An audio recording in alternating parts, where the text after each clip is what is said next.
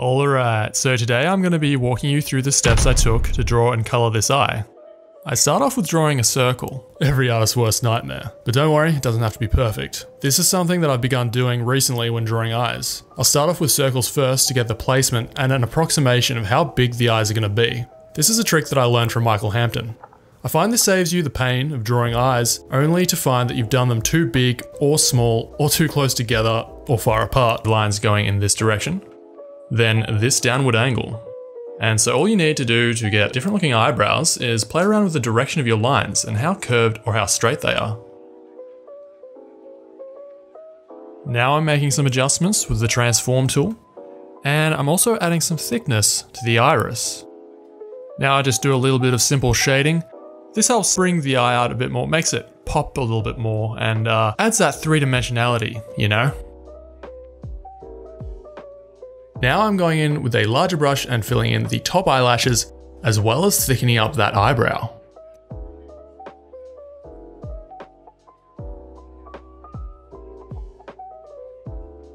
I'll go in and erase that original circle now that I no longer need it. And now I'm making further alterations to the eyelashes. I wanted to go for the sense that you're looking slightly down on the eye. So you see the top of the lashes as well as getting a good view of the entire thickness of the lower lid. Here I'm making the eye a little bit narrower with the transform tool. Now I introduce the lower lash, which I actually end up changing later to be a bit more detailed, but at the time I thought this would suffice. Here you can see me adding in this light teardrop shape shadow, which is an easy way to demonstrate the three-dimensional structure around the eye. Just adding in these simple shadow shapes can make it a lot easier for someone looking at the picture to get a sense of volume. Whereas if you don't do this, it can result in a very flat looking painting. Now I'm making tiny alterations to the sketch, and as I get deeper into this drawing, the changes I make tend to become more subtle. And oop, I finally flipped the canvas. Doing this helps you see whatever you're drawing with fresh eyes, which will help you identify anything that looks a bit off. So luckily for me, everything seems to be fine. I'm sure if it had been a whole face that I was drawing, it would have been a different story though. Now I'm making some changes to this part of the eyelash, and really a lot of my decisions to go back and change something just comes down to whether or not I think it can look more aesthetically pleasing. Something to note also is to take advantage of the fact that you're working with layers. If I want to make a change to a drawing or a painting, but I still want to be able to compare the difference between the updated version and the old version, I'll make the changes on a separate layer above. That way I can toggle the layer on and off to see if the change I made was an improvement or not. So because I've been painting in black and white, now that I'm moving on to colouring, I need to separate the drawing from the white background. I merge all the layers together by pressing Shift-Control-Alt-E on the keyboard, then I go to the Layers panel and click on Channels. Next, I click on this little circle here, and what that does is make a selection. It selected the whites, which we don't want, so to invert the selection, we'll hit Ctrl-Shift-I on the keyboard. Now we just need to duplicate the layer by pressing Ctrl-J, and now we've separated our drawing from the white background, which leaves us free to colour in the line art as we choose by locking the layer. I'm doing this with the fact of environmental light in mind. So for example, the whites of your eyes will often take on the hue of the environment that you're in. If you're outside during the day, there's a good chance your eyes will appear to be more blue. Remembering these things will help take your painting to the next level. Now with the paint bucket tool, I lay in the skin colour. And next I'm going to start colouring the line art a bit so that it blends in a bit better with the colours underneath. So remember to have the layer transparency locked when you want your colouring to stay within the lines. I've decided to use a dark brown, which takes away the harshness of just having a pure black line art. And I think that this instantly makes the colours all feel more harmonious. Here I'm using a lighter brown to colour in the parts of the eyebrow, which is a super quick and easy way to make it appear more detailed. Now I choose a colour that's a bit more reddish and saturated than the initial skin tone that I laid down, adding in some hue variation, shadows to the skin. Now I'm going in with a lighter, more yellowish colour for the highlights. Adding some new colours to the iris. And I try to build up the painting as a whole. So I'll keep on moving back and forth to different parts of the painting, adding details here and there.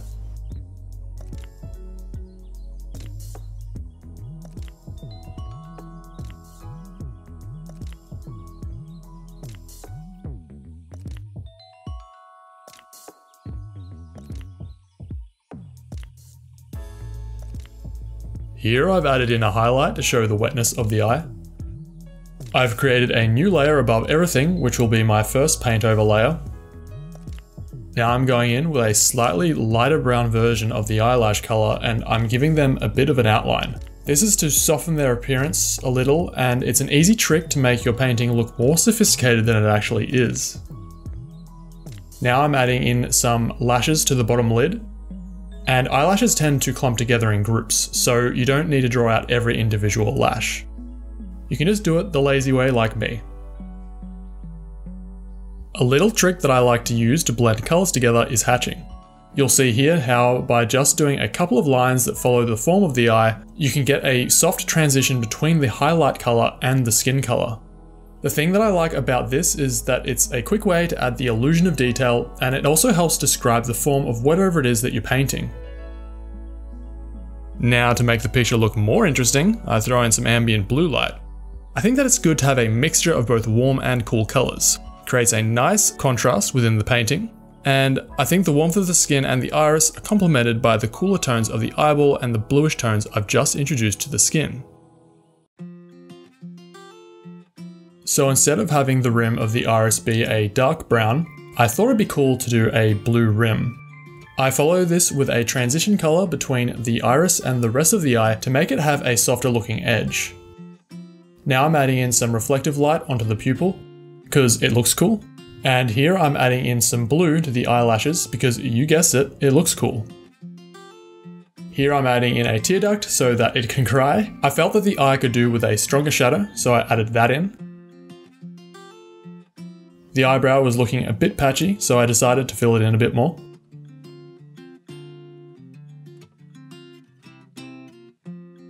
Here I've selected this color, set the layer mode to multiply, and using a soft brush, I'm putting in some eyeshadow to make it look super fancy. I wanted to soften up the iris a bit, so I merged all the layers together. Then I went and added some Gaussian blur.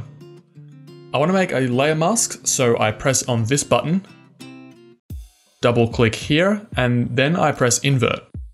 Now, with pure white, I can paint in the blur. So why do it this way instead of just using the blur tool or the smudge tool? Personally, I like using layer masks to do these kinds of things because it gives me a lot more control. If I want to go back and reduce the blur in certain places, all I need to do is go in with a pure black brush to make the necessary changes.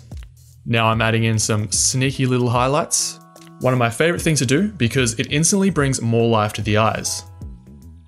Okay, so now I'm using the soft round brush to smoothen up some of the areas that I thought needed it. At this point, I'm just using the colors I've already laid down. Using the color picker tool to pick up these colors and then brushing in some soft strokes. Not only do I do this to soften up the picture, but I'm also seeing if I can introduce something new to the painting. I was feeling a little bit stuck at this part. I just knew that there was something else that needed to be added, but I wasn't sure what. I'd just been using a hard round brush for most of the painting and felt like I'd taken it as far as I could. It needed something a bit more. Smoothing things up a bit and blending the colors a little more seemed to do the trick, so I was able to then move on to my final paint over. Here I went back to using a hard round brush again to go in and sculpt out the painting a bit more, making those final touches so that I could finally call it a day and call it finished.